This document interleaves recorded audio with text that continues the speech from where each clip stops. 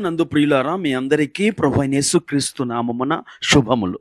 కుమారుడు నేటి ధ్యానము కొరకు అపోస్తలుల కార్యముల గ్రంథం 5వ అధ్యాయం 31వ వచనాన్ని చదువుకుందాం. ఇశ్రాయేలునకు మారు మనస్సును పాపక్షమాపణను దయచేయుటకై దేవుడు ఆయనను అధిపతిగాను రక్షకునిగాను తన దక్షిణ బలము చేత హెచ్చించి ఉన్నాడు. ఒకప్పుడు ఒక ధనవంతుడు ఉండేవాడు.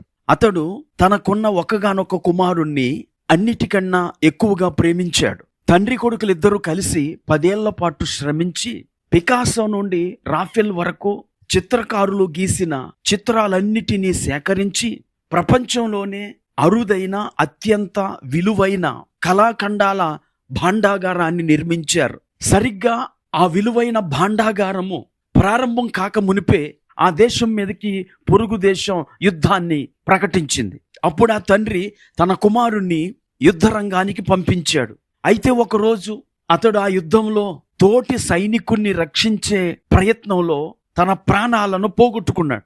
ఆ దేశానికి చెందిన యుద్ధ విభాగం వారు నీ కుమారుడు చనిపోయాడు అని ఆ ధనవంతునికి సమాచారాన్ని తెలియచేశారు.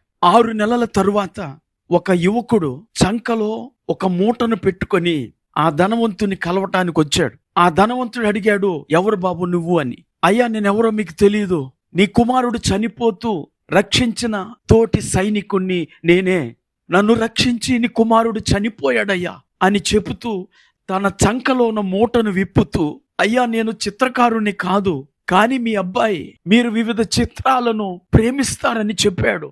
అందుకని నేను పెద్ద చిత్రకారుణ్ణి కాకపోయినా నీ కుమారుని యొక్క చిత్రాన్ని గీశాను, అది మీకు ఇవ్వాలని వచ్చాను అని చెప్పాడు. తండ్రి తన కుమారుని చిత్రపటాన్ని చూచి, బాబు నేను సేకరించిన కళాఖండాలన్నిటికన్నా నాకు అత్యంత విలువైనది ఇష్టమైనది నా కుమారుని ఈ చిత్రపటమే అని చెప్పి ఆ భాండాగారము యొక్క ప్రధానమైన స్థలములో తన కుమారుని చిత్రపటాన్ని వేలాడదీశాడు. కొద్ది కాలం తర్వాత ఆ ధనవంతుడు కూడా చనిపోయాడు. ఆ ధనవంతుని యొక్క ఆస్తి నిర్వాహకులు ఆ కళాఖండాల భాండాగారాన్ని వేలం వేయటానికై ప్రకటన ఇచ్చారు. వందలాది మంది కళాప్రియులు ఆ వేలం పాటలో పాల్గొని ఆ విలువైన కళాఖండాలను సొంతం చేసుకోవడానికై వచ్చారు. వేలం పాట నిర్వాహకుడు వేలం పాటను ప్రారంభించాడు. ఆ కళాఖండాలను సొంతం చేసుకోవడానికి వచ్చిన వారంతా కుతూహలంగా ఉండగా అతడు మొదట ఆ కుమారుని చిత్రపటాన్ని పైకెత్తి వేలం వేశాడు. దీన్ని ఎవరు తీసుకుంటారు అని అరిచాడు ఆ నిర్వాహకుడు. ఎవ్వరూ మాట్లాడలేదు. నిమిషాలు గడిచాయి. అక్కడున్న వాళ్ళంతా ఎగతాళి చేస్తూ, వాన్ గో మరియు రెంబ్రాండ్ చిత్రాలను ముందుకు తీసుకురా, మేము వాటి కోసం వచ్చాము, పికాసో మరియు రాఫెల్ చిత్రఖండాలను తీసుకురా అని అరవటం ప్రారంభించారు. కానీ అతడు వారిని నిమ్మలంగా ఉండమని చెప్పి ఈ కుమారుని చిత్రపటాన్ని వేలం వేసిన తర్వాతే మిగిలిన వాటిని వేలం వేస్తానని గట్టిగా చెబుతూ ఈ కుమారుని కొనుక్కునేవారు ఇక్కడ ఎవరు లేరా అని ప్రకటించాడు. వచ్చిన 100 మందిలో ఒక వ్యక్తి నేను కొనుక్కుంటాను అని చెప్పి చెయ్యెత్తాడు. అయితే నా దగ్గర $10,000 మాత్రమే ఉన్నాయి, ఆ $10,000 నేను ఆ చిత్రపటాన్ని కొనుక్కుంటాను అని లేచాడు. ఆ చిత్రపటాన్ని ఆ యవనస్తునికి ఇచ్చేశారు. ఇంతకీ ఆ యవనస్తుడు ఎవరో కాదు, ధనవంతుని కుమారుని యొక్క స్నేహితుడే. అనగా తాను గీసిన చిత్రపటాన్ని తానే వేలంలో కొనుక్కున్నాడు. మిగిలిన చిత్రకళాఖండాలను సొంతం చేసుకోవటానికి వేలం పాటలో పాల్గొనటానికి అందరూ కుతూహలంగా ఎదురు చూస్తుండగా వేలం పాట నిర్వాహకుడు ఒక ప్రకటన చేశాడు. వేలం ముగిసింది అని ప్రకటించాడు. వాళ్ళందరూ ఆశ్చర్యపోయారు.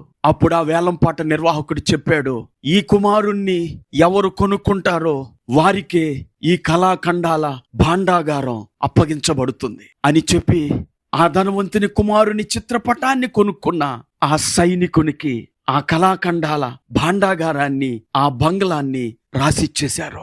ప్రియులారా, ఈ ఉదంతాన్ని నేనెందుకు చెప్తున్నానంటే దేవుడు తన కుమారుని లోకానికి పంపించాడు. అద్వితీయ కుమారుడిగా వచ్చిన యేసు ప్రభువారు మానవుల కొరకు ప్రాణం పెట్టారు, మానవుని రక్షించాడు. అలా రక్షకుడైన ఆ యేసుని ఎవరు ప్రేమించి సొంతం చేసుకుంటారో వారికి దేవుడు తన ఈవులను ఇవ్వటానికి నిర్ణయించాడు. ఈరోజు యేసుని మీరు కొనుక్కుంటారా? లోకానికి అంతగా నచ్చకపోవచ్చు, లోకమంతగా మెచ్చకపోవచ్చు, కానీ యేసు లోక రక్షకుడు. ఆ లోక రక్షకుడైన యేసును మీరు సొంతం చేసుకున్నప్పుడు పరమ తండ్రి యొక్క ఈవులన్నీ, మహిమంతా మనకు చెందుతుంది. బైబిల్ గ్రంథంలో అపోస్తలుడైన పౌలు ఫిలిప్పీయులకు రాసిన పత్రిక 2వ అధ్యాయం 11వ వచనంలో దేవుడు ఆయనను అధికముగా హెచ్చించి ప్రతి నామమునకు పై నామమును ఆయనకు అనుగ్రహించెను అని చెప్తాడు. ఈ మాటలు వింటున్న ప్రియ స్నేహితుడా, చదవబడిన లేఖన భాగంలో అపోస్తలులు అదే చెప్తారు. ఇశ్రాయేలుకు మారు మనసును పాప క్షమాపణను దయచేయుటకై దేవుడు ఆయనను అధిపతిగాను రక్షకునిగాను తన దక్షిణ హస్త బలము చేత హెచ్చించి ఉన్నాడు. ఈరోజు అనేక మందిని యేసును తృణీకరించటం వలన దేవుని ఆశీర్వాదాలు పొందుకోలేకపోతున్నారు. ప్రియులారా, దేవుని చేత హెచ్చించబడిన మన ప్రభు అయిన యేసును సొంతం చేసుకోండి. దేవుని ఆశీర్వాదాలన్నీ మీ సొంతం అవుతాయండి. ప్రార్థన చేసుకుందాం. కృపా కనికరము కలిగిన మా తండ్రి, నీకు వందనాలు. మీరు ఈ లోకం కొరకొచ్చి ప్రాణం పెట్టి హెచ్చించబడి దేవుని కుడి పార్శ్వమున కూర్చొని ఉన్నారు. ఈ మాటలు వింటున్న మా వీక్షకులు నేను సొంతం చేసుకొని దేవుని ఆశీర్వాదాలు పొందుకునే కృప దయచేయమని యేసుక్రీస్తు నామమున ప్రార్థించి వేడుకుంటున్నాము. ఆమేన్.